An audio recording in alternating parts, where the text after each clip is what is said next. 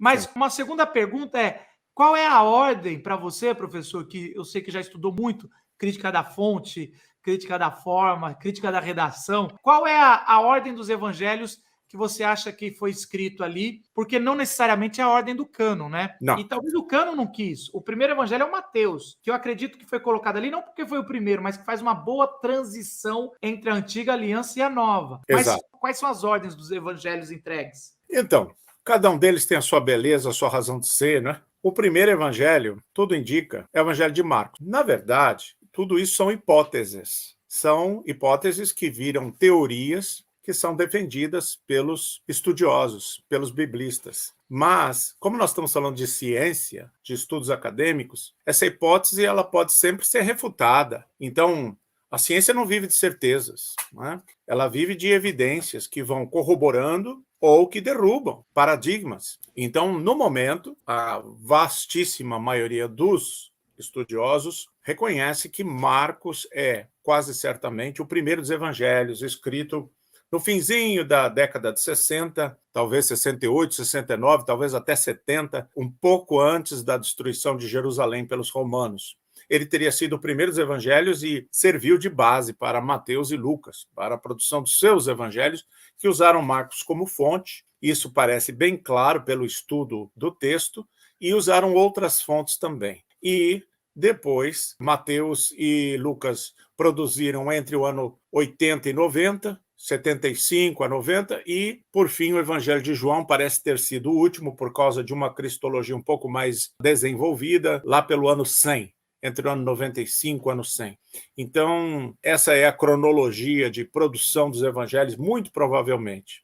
Você tem toda a razão no que você falou, que eu até vou contar uma história para você. Uma vez me pegaram e disseram assim, você está dizendo que existe erro na Bíblia porque num evangelho diz que Jesus curou 2 cegos nas portas de Jericó, num diz que Jesus estava entrando em Jericó, no outro diz que Jesus estava saindo de Jericó, no outro evangelho diz que é um cego só. Então, na sua opinião, qual o evangelista que falou a verdade? Então eu respondi, mas quem está dizendo que tem erro na Bíblia é você, meu irmão, porque você está dizendo que um evangelista está certo e o outro está errado. Eu não, eu estou aceitando com humildade o fato de que os evangelhos contam esta história um pouco diferente. Em cada um, a gente encontra uma versão um pouquinho diferente da mesma história, mas isso não afeta o sentido da passagem. Então, se eu escolho, aí eu estou sendo infiel às Escrituras. Repito a frase, é quando eu escolho qual é o evangelho que falou a verdade, aí eu estou sendo infiel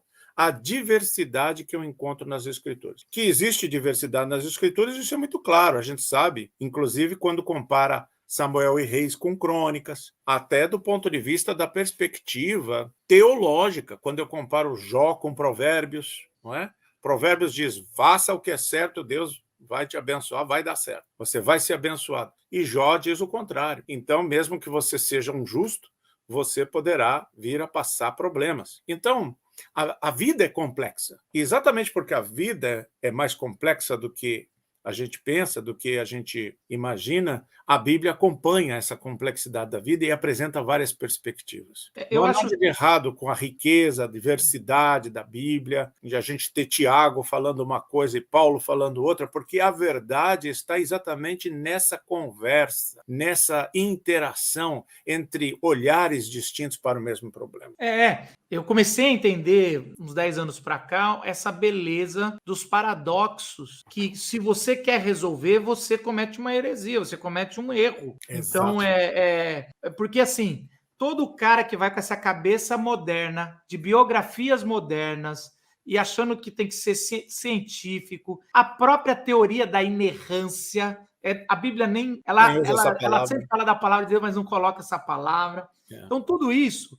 Quando você quer harmonizar, você tem que tirar um dos textos de contexto. E uma das bases da hermenêutica é respeitar a intenção do autor e entender como o primeiro leitor leu. Então, quando você quer harmonizar, algum autor você está desrespeitando. E aí você está pegando a palavra e fazendo o que você está achando que está defendendo. E eu comecei a perceber que os evangelistas, eles adaptavam, lógico que é algo que estava claro. Por exemplo, um texto que está nos 4 evangelhos falando que o profeta não tem valor, não tem honra na tua casa. E quando vai em João ele tira de Nazaré, ali da região da Galileia, e bota em Jerusalém. Ele decide, não é que João não sabia aonde era que Jesus estava, é óbvio que ele sabia, só que ele já está fazendo a casa teológica que o profeta não tem. Então, assim, ele adaptou, e ele nem escondeu, ele sabia que os outros evangelhos tinham posto outro lugar, mas ele está falando, o que eu estou falando é uma outra coisa que eu espero que vocês entendam também.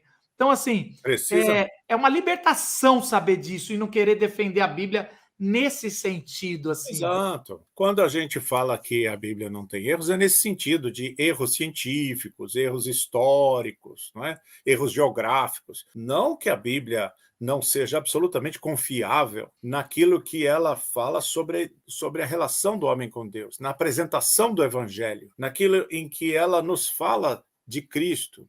Mas não há dúvidas, todas as vezes que eu tento fazer uma harmonização dos textos dos evangelhos, eu cometo violência contra o texto e contra a lição, o sentido do texto, que precisa ser lido dentro do contexto do livro em que ele está. Por isso eu sempre pergunto, às vezes os meus alunos falam assim, professor, como é que você interpreta a frase de Jesus tal, tal e tal? A minha resposta sempre é, em qual dos evangelhos está essa frase? Você se refere a qual passagem de qual evangelho? E às vezes o aluno não sabe responder, porque eu quero ensiná-los a quê? A entender que para compreender a passagem, eu tenho que compreendê-la no contexto do evangelho específico a qual ela pertence. Porque, como você disse, os evangelhos não são a biografia científica, historiográfica de Jesus no sentido moderno. São textos teológicos, são cristologias, são interpretações do evento Jesus Cristo. E essa diversidade, a gente acredita. Eu, por exemplo, sou um homem de fé, então eu acredito que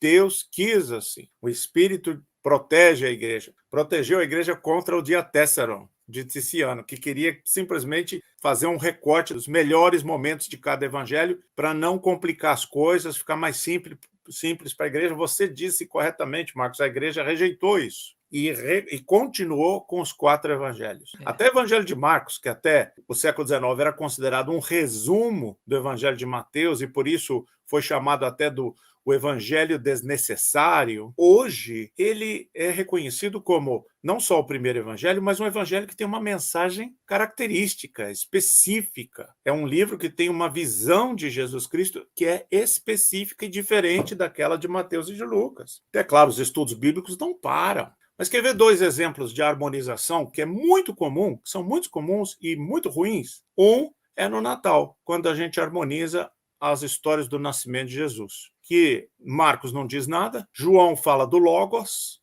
do Verbo encarnado, e só Mateus e Lucas que contam sobre o nascimento de Jesus. Mas são histórias bem diferentes uma da outra. O que a gente faz no Natal quando a gente monta o presépio, quando a gente fala do Natal? A gente faz a harmonia e mistura as 2 histórias. Com isso, a gente perde a lição específica de cada um. Por exemplo, Lucas não sabe nada dos reis magos, da estrela de Belém, não é? Da partida para o Egito, da matança dos inocentes. E Mateus não fala de que não havia vaga na hospedaria, não é? Dos pastores. Dos pastores, do censo.